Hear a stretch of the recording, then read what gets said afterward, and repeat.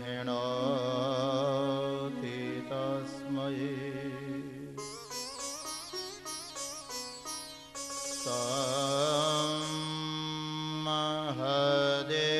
महदेव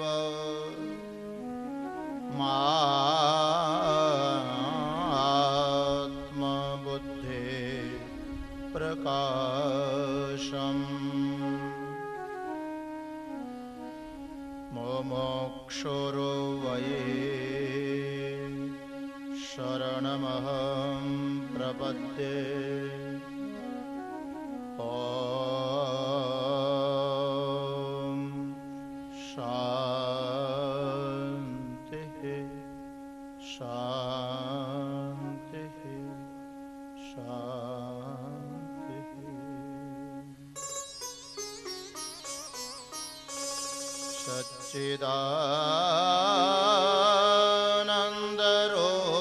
सच्चिदानन्दरूपाय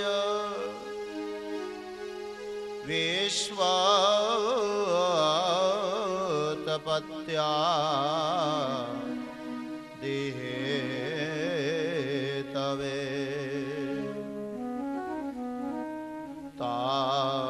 तापत्रय विनाशाय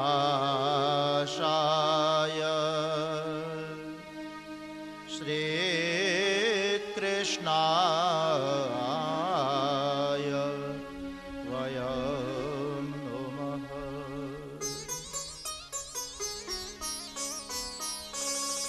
यं प्रव्रजन्तमनुपेतमपेतकृत्यम् द्वैपायनो विरह कातराजुहाव पुत्रेति तन्मयतया तरवो अभिनेदु तं सर्वभूतहृदयं मुनिमानतोऽस्मि।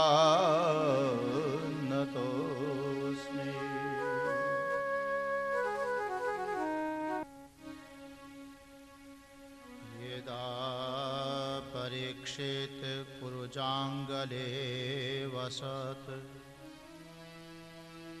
कलिं प्रविष्टं निजचक्रवर्तिते निशम्य वार्तामनतिप्रियां ततः शरासनं संयुगशाण्डिराददे।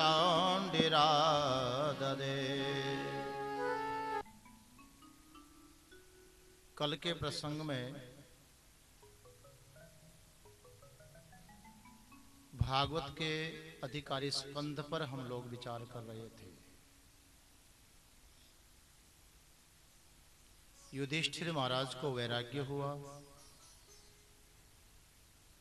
राजगद्दी पर परीक्षित को बिठाया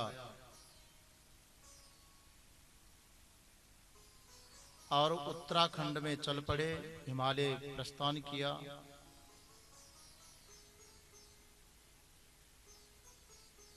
इधर जिस परीक्षित को राजगद्दी पर बिठाया गया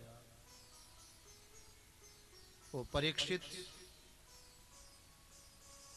दिग्विजय कर रहे थे। दिग्विजय करते समय एक बार कुरुजांगल देश में कहीं अपने शिविर में निवास कर रहे थे। उस वक्त राजा परीक्षित ने एक ऐसा दृश्य देखा, गाय और बैल के एक जोड़े को एक वृषल पुरुष शूद्र व्यक्ति राजवेशधारी गाय बैल के जोड़े को निर्दयता से मार रहा है।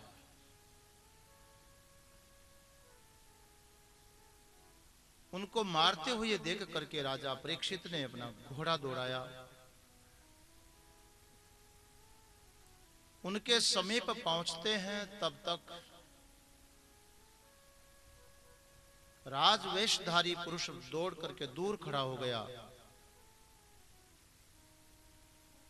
और परीक्षित ने देखा कि गाय और बैल दोनों परस्पर बात करने लगे, उनका संवाद होने लगा।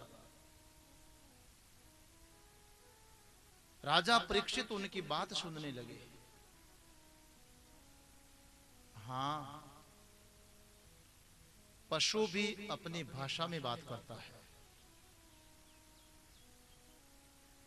उसकी भाषा को समझने की जरूरत होती है। राजा परीक्षित पशु की भाषा को भी समझते थे।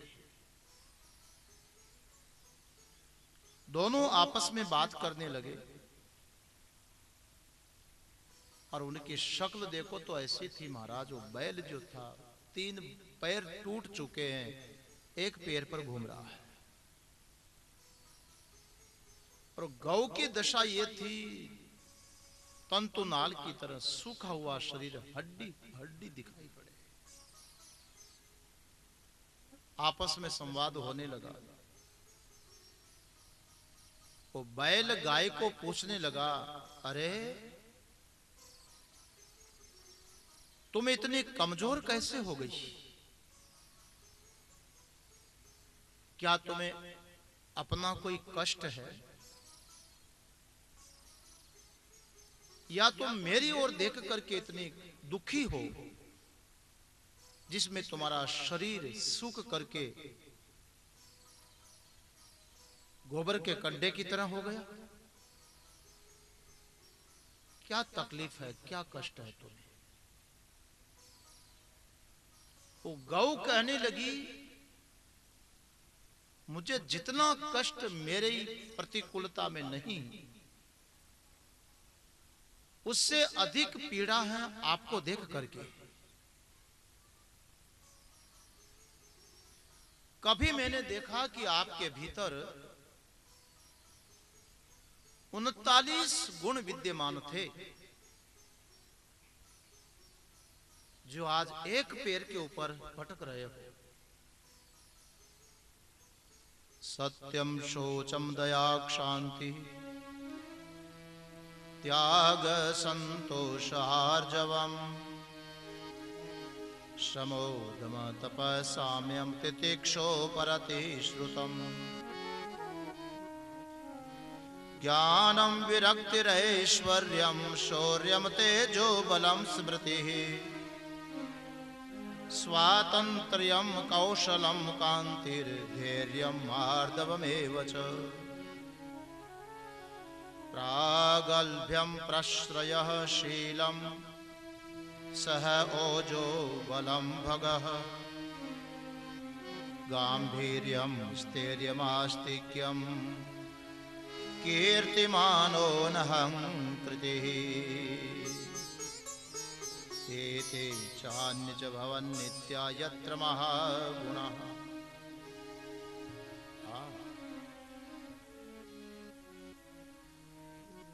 वो समय था जब ये महान 39 गुण आपके अंदर निवास करते थे। सत्य, पवित्रता, दया, क्षमा, त्याग, संतोष, सरलता, शम, दम, तप, साम्यम, तितिक्षा, उपरति, ज्ञान, वैराग्य, ऐश्वर्य,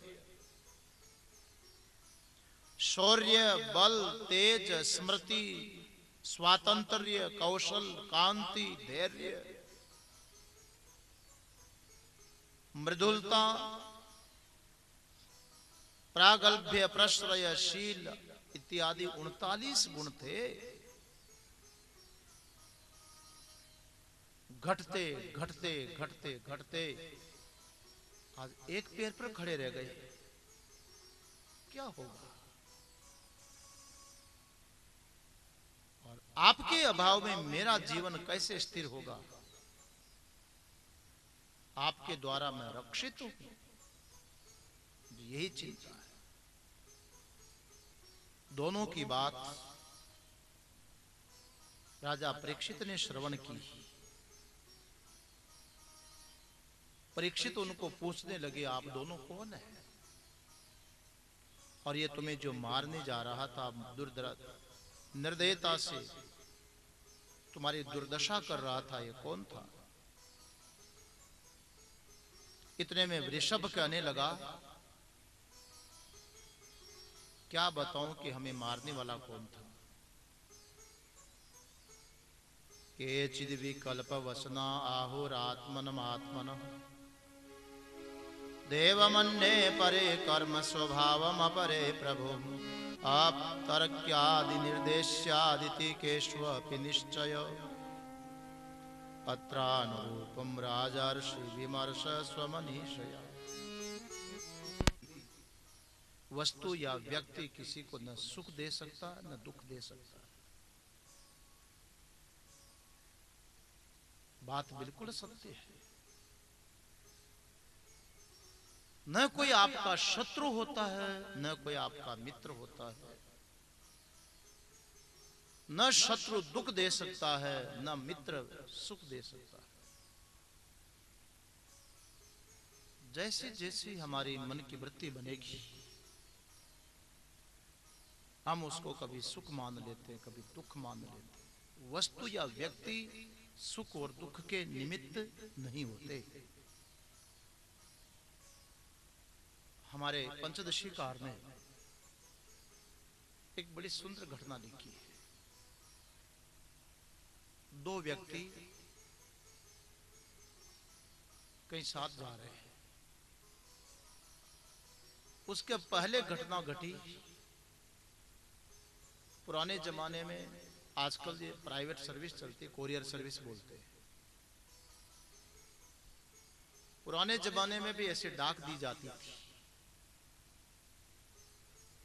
एक व्यक्ति को किसी सेठ ने एक मणि दिया। ये मणि उसको दिया कि अमुक सेठ के पास में ये चीज पहुंचानी है।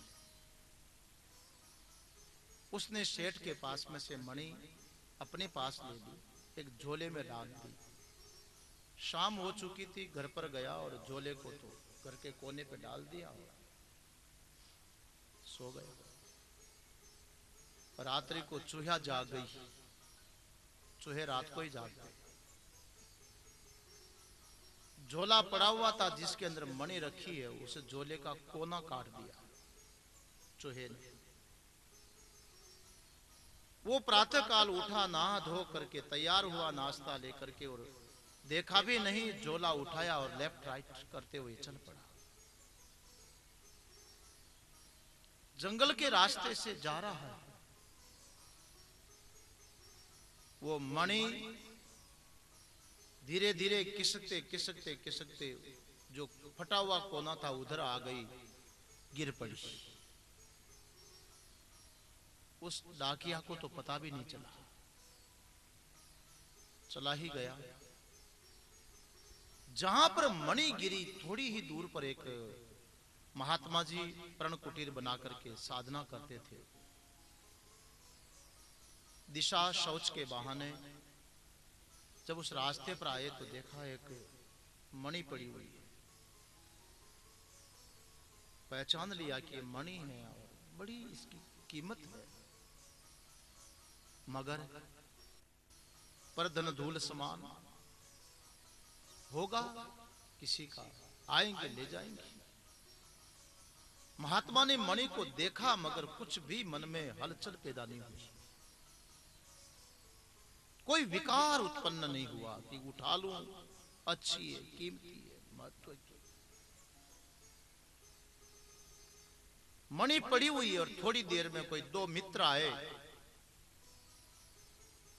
बचपन के यार। एक की दृष्टि पड़ी और दौड़ करके उसने मणि को उठाया। जो कीमत आएगी दोनों आधे आधे हाफ हाफ बांट लेंगे। जिसने मणि को उठाया वो कहने लगा, हाँ मणि है, लाखों की है, लेकिन बेचने का क्या मतलब, और फिर बिक भी गई तो हाफ हाफ करने का क्या मतलब। अरे मेरे लक में थी, मुझे दिखाई पड़ी, मैंने उठाया, ये मणि मेरी है। वो कहने लगा नहीं, हम बचपन के साथी हैं, दोनों मित्र हैं, आधी आधी बांटेंगे इसकी कीमत। वो कहने लगा भैया, दुर्योधन ने बिना किसी युद्ध किए यदि पांडवों को कुछ दिया हो तो इस मणि से तुम भी ले लेना, कुछ नहीं मिलेगा। अब महाराज उस मणि को लेकर के बेचारा जिसके हाथ में न लगी इतना दुखी हो गया, इतना दुखी हो गया, हाय इसको मैंने क्यों नहीं उठा लिया, बड़ा दुखी। और जिसकी जेब में आ गई वो तो प्लानिंग बनाने लगा, 15 लाख की तो गाड़ी खरीदूंगा, 50 लाख की कोठी बनाऊंगा। तो आप जान करके उठाओ, अनजाने में उठाओ, अपना स्वभाव छोड़ेगी, जलाएगी कि नहीं। मणि का स्वभाव यदि सुख देना है तब तो जिसके हाथ में न लगी उसको भी देखने से ही सुख मिलना चाहिए, तो उसका स्वभाव सुख है। अब सूर्य का प्रकाश स्वभाव है, इस प्रकाश में आप पढ़ना चाहो तो पढ़ो, खाली प्रकाश को देखना चाहो तो देखो, आंख बंद कर लो तो तुम्हारी मर्जी। अपना प्रकाश स्वभाव नहीं छोड़ता सूर्य। यदि मणि सुख देने वाली चीज है तो जिसके हाथ में न लगी उसको भी थोड़ा बहुत तो सुख मिलना चाहिए था। बड़ा दुखी, और दुख देना उस मणि का स्वभाव हो तो जिसको खुशी हो रही है कि माला माल हो गया उसको दुख मिलना चाहिए थोड़ा तो।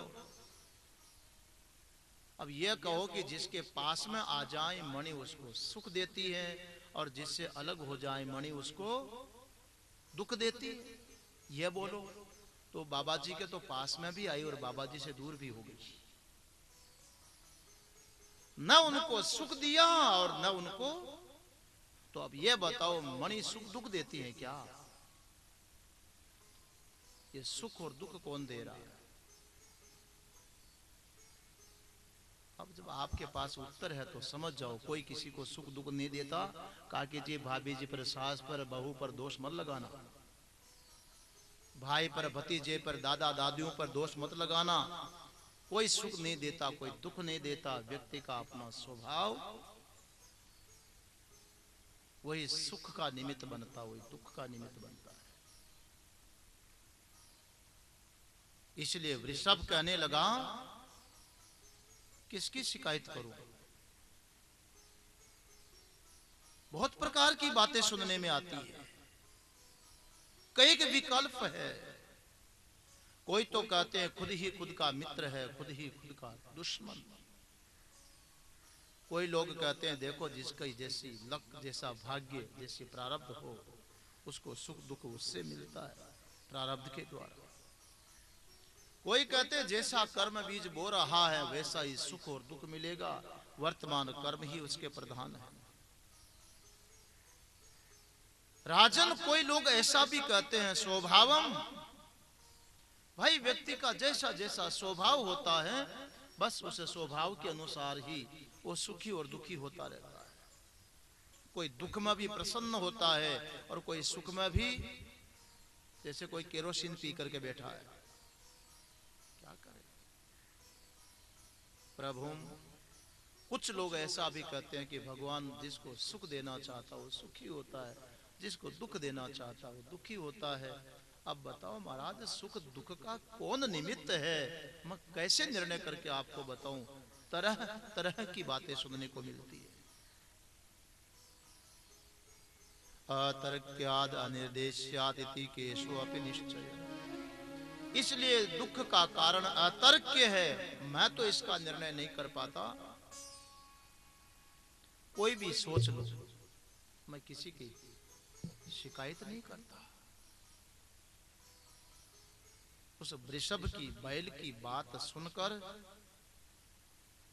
राजा परीक्षित को निश्चय हो गया कि यह कोई सामान्य बैल नहीं है,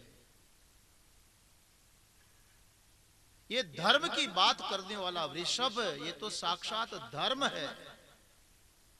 वृषभ रूपधारी, बैल का रूप लिया हुआ धर्म है। और जो ऐसी विपत्ति में भी, दुख में भी धैर्य की बात करे, रिपीट कम, ऐसे जो धैर्य की बात करती है, ये गाय भी कोई सामान्य नहीं है, लगता है तो साक्षात धरती मां है। परीक्षित ने दोनों को प्रणाम किया, कहा हमने आपको पहचाना। ए वृषभ, आज मैं देख रहा हूं कि आप एक पैर के ऊपर कंपायमान खड़े हैं। एक वक्त था जब आपके 4 पैर हुआ करते थे। तप शोचम दया सत्यमिति पादा कृते कृता अधर्मांशस्त्रयो भग्नास्मय संगमदेव तव। एक वक्त था जब 4 चरण पर खड़े रहते थे।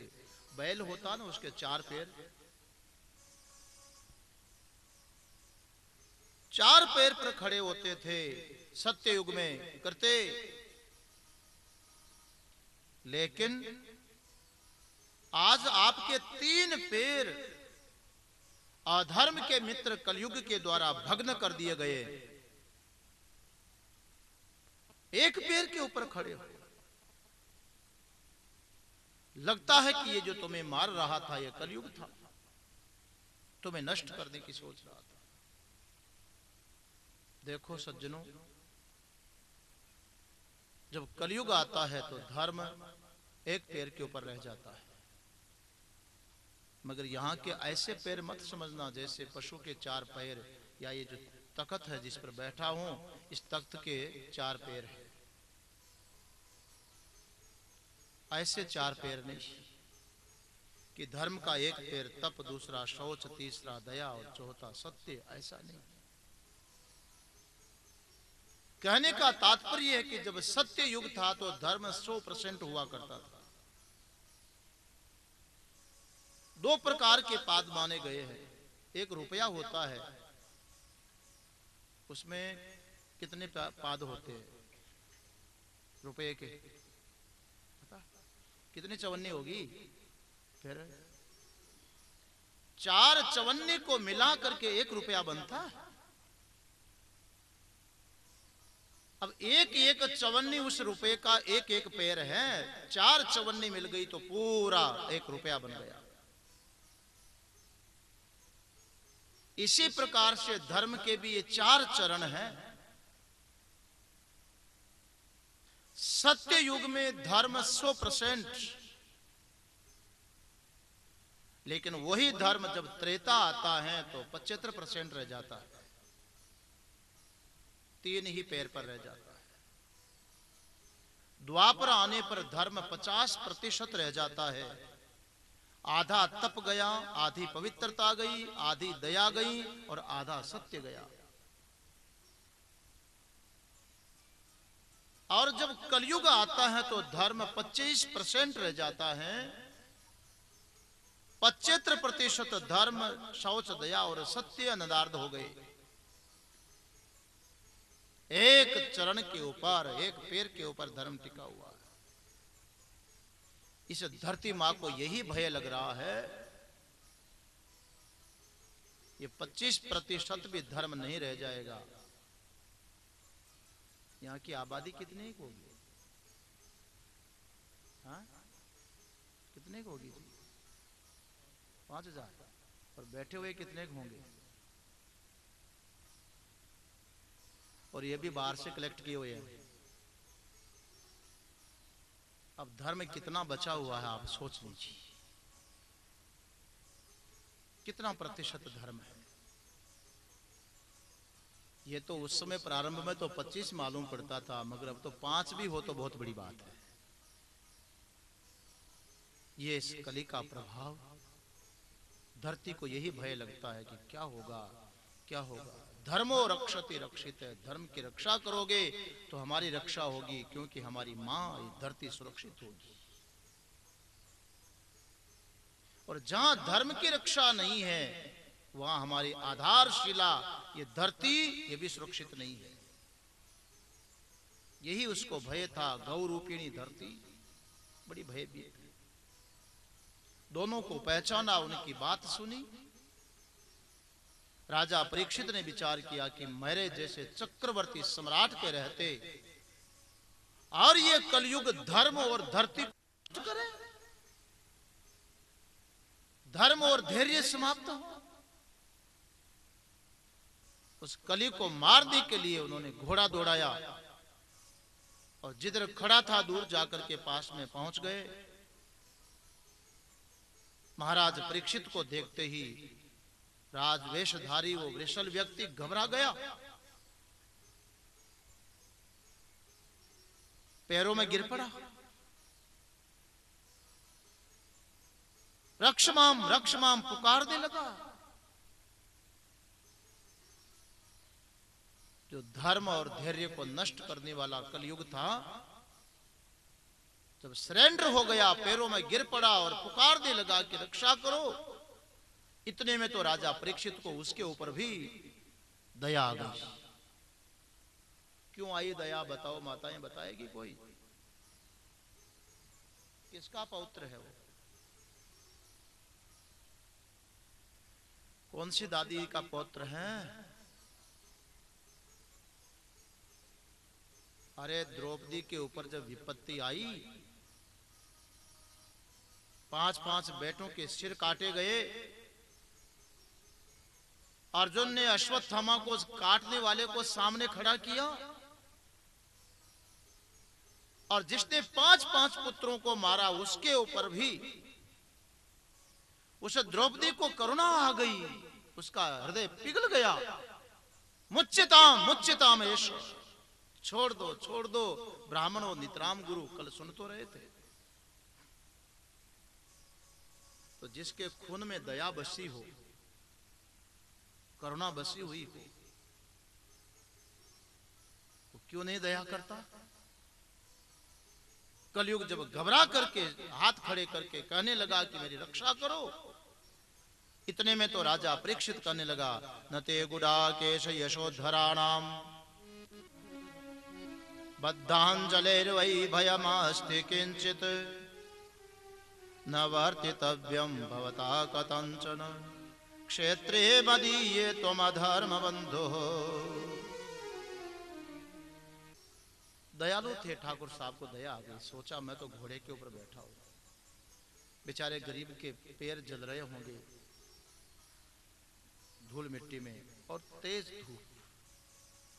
पहने हुए जूते थे वो निकाल करके उस गरीब को दे दिया कि ले भाई तू ये जूते पहन ले, मैं तो घोड़े पर बैठा हूं। चलते हुए व्यक्ति ने जूते लिए और पैर में पहन लिए, बड़ा अच्छा। ठाकुर साहब थोड़े आगे गए, पीछे से आवाज मारी, ठाकुर साहब। हाँ भाई, आप तो बड़े महान हैं, बड़े दयालु हैं और बड़े पुरुष हैं, भगवान ने आपको सब कुछ दिया। चलो पैरों का तो समाधान हो गया, लेकिन पूरी पीठ जल रही है, देखो पहनने का भी कोई कपड़ा मिल जाए।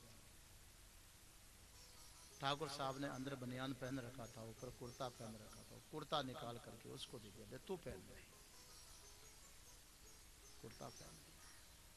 ठाकुर साहब जाने लगे, थोड़े आगे गए, फिर पीछे से आवाज, ओ ठाकुर साहब। हाँ भाई क्या है?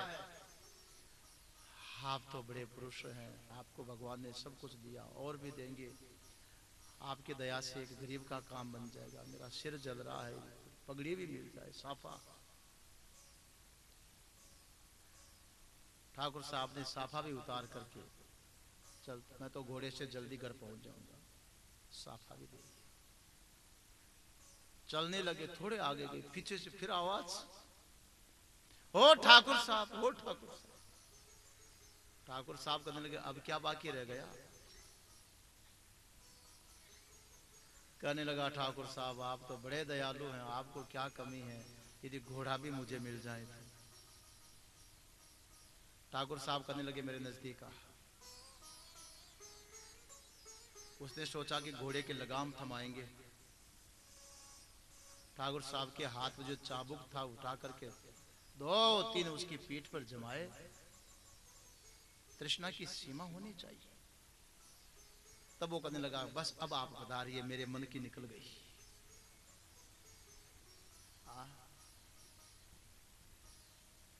यदि राजा परीक्षित ने इस कली के साथ ऐसा किया होता तो कितना अच्छा होता, मगर उनकी दयालुता का दुरुपयोग हुआ। दयालु परीक्षित कहने लगे चलो कहीं रहने की जगह नहीं है तो हमारे देश में ही, हमारे क्षेत्र में ही कहीं टाइम पास कर लो, मगर अपनी मर्यादा में रहना, औकात में, सीमा में रहना। याचना करने पर महाराज परीक्षित ने 4 जगह रहने को दे दी। द्यूतम पानम स्त्रीह सोना यत्रा धर्मश्च चतुर्विध। जहां अधर्म रहता हो वहां कलयुग को जगह दे दी, क्योंकि मित्र मित्र के पास रहेगा। जहां जुआ खेला जाता है वहां पर असत्य बोला जाता है, झूठ बोली जाती है, असत्य अधर्म है, कहा वहां जाकर के रहना। और जगह मांगी तो कहा पानम, जहां पर चलती होगी जरूर इधर ड्रिंक, शराब पी जाती है, वहां जाकर के रहना, क्योंकि वहां पर मद चढ़ता है, वहां नशा चढ़ता है, और मद ये नशा अधर्म है, इसलिए वहां जाकर के तुम रहना। शराब मिल गई रहने को जगह इस कलयुग को, क्योंकि वहां नशा है, और आप जानते हो जहां नशा वहां क्या है, वहीं नाश है, सत्यानाश। अब कलयुग में यही तो होगा, और होगा क्या। एक शेठ जी थे, उनके पौत्र को खांसी हो गई। एक ग्राहक आया और कहने लगा शेठ जी कमा कमा करके किसके लिए इकट्ठा कर रहे हो, तुम्हारे पुत्र की तो ये दशा, खुश खुश करे, नींद ना आए, कुछ इलाज नहीं करवाते। शेठ जी कहने लगे फलाना भाई क्या बताऊं, मैंने बहुत दवा किया पर लगे ही नहीं, बच्चा बड़ा परेशान, हमको भी नहीं देखा, दवाई लगती ही नहीं है। वो ग्राहक कहने लगा दवाई तो मैं जानता हूं, यदि कर सको तो बता बता। थोड़ी सी इसको बच्चे को शराब पिला दो, खांसी खत्म हो जाए। हो जाती है ना, नहीं होती, प्रयोग कर रखा। थोड़ी सी शराब पिला दो। वो सनातनी शेठ जी कहने लगे राम राम राम, अरे मरेगा तो मर जाएगा, भगवान और देगा, मैं तो मेरा धर्म नहीं छोड़ता, हम तो छूते भी नहीं है। वो ग्राहक था, कहने लगा सेठ जी इतने रूढ़िवादी मत बनो,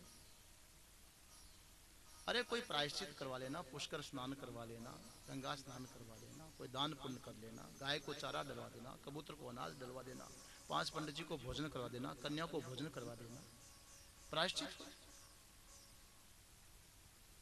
बच्चे की कांसी तो ठीक हो जाएगी।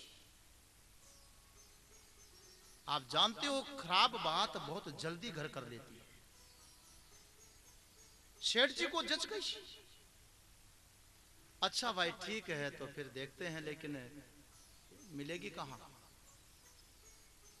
अब आजकल का समय होता तो कह देते कि रोड पर जगह जगह लिखा होगा देशी और अंग्रेजी, ठंडी। मगर उस जमाने में मार्केट पे और रोडों पर नहीं मिला करती थी। मगर वहां के जागीरदार साहब जो थे, ठाकुर साहब, कोई बैठे हो तो बुरा मत मानना, बात सच्ची है। रोज रोज पी करके सोए। ग्राहक करने लगा हमारे ठाकुर साहब जो है ना, वो जागीरदार हर रोज रात्रि को पी करके सोते हैं, वहां जरूर मिलेगी। शाम के समय शेठ जी ने दुकान तो मंगला की और बच्चे को गोद में उठाया, ठाकुर साहब के रावले पहुंच गए। शेठ जी को देखा ठाकुर साहब ने, आओ सेठ जी आओ, कैसे आना हो? क्या बताऊं ठाकुर साहब, क्या बताऊं, आवे तो बताना तो पड़ेगा ना। ठाकुर साहब थोड़ी शराब मिलेगी आपके यहाँ? ठाकुर साहब कहते शराब? अरे सेठ जी तुम क्या करोगे? हाँ किसी ने बताया कि मेरे बच्चे को खांसी बहुत हो गई, तो थोड़ी सी पिलाने से खांसी चली जाएगी, इसलिए आया। ठाकुर साहब समझ गए और कहने लगे हाँ हाँ शेठ जी मिलेगी, जरूर मिलेगी ना। वो भीतर गए और गिलास में डाल करके लाए। लो सेठ जी। अब सेठ जी हाथ बढ़ावे लेकिन कांप रहा है हाथ, बार बार विचार आता है कहीं शराब पिलाने से मेरा धर्म चला जाए और बच्चे की खांसी न जाए तो डबल नुकसान। पूछ तो ले ठाकुर साहब, आपको तो अनुभव है, खांसी चली तो जाती है ना? ठाकुर साहब कहते हाँ चली जाएगी, जैसे माताएं समर्थन कर चली जाएगी। शेठ जी ने हाथ में गिलास ले लिया। अब बच्चे को पिलाने के लिए मुंह की ओर गिलास करते पर हाथ थर थर थर कांपे, और पूछ लूं कहीं धोखा न हो जाए। ठाकुर साहब खांसी चली तो जाएगी ना? अजी हाँ शेठ जी चली जाएगी, पिला दो। बच्चे के मुंह के पास गिलास ले गए पर हाथ ऊपर ना हो। सोचा एक बार तो और पूछ ही लो। ठाकुर साहब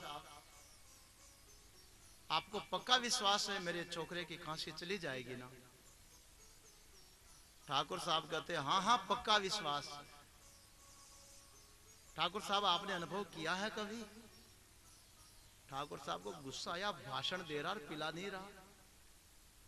अरे बढ़िया, गुस्से में तो ऐसे निकलेंगे शब्द। अरे बढ़िया, इस शराब से तो हमारी जागीरें की जागीरें जा चुकी है, तेरे छोकरे की खांसी क्या चीज है? हाँ? किस पर गई? नाश नहीं हुआ तो क्या हुआ महाराज? नौपत बाजे बाजते होते 36 राग, वो मंदिर सुने पड़े अब बैठन लागे काग। झाड़ू नहीं लगते? क्यों हुई ये दशा? जहां कलयुग आकर के बैठेगा सज्जनों ऐसा ही होगा।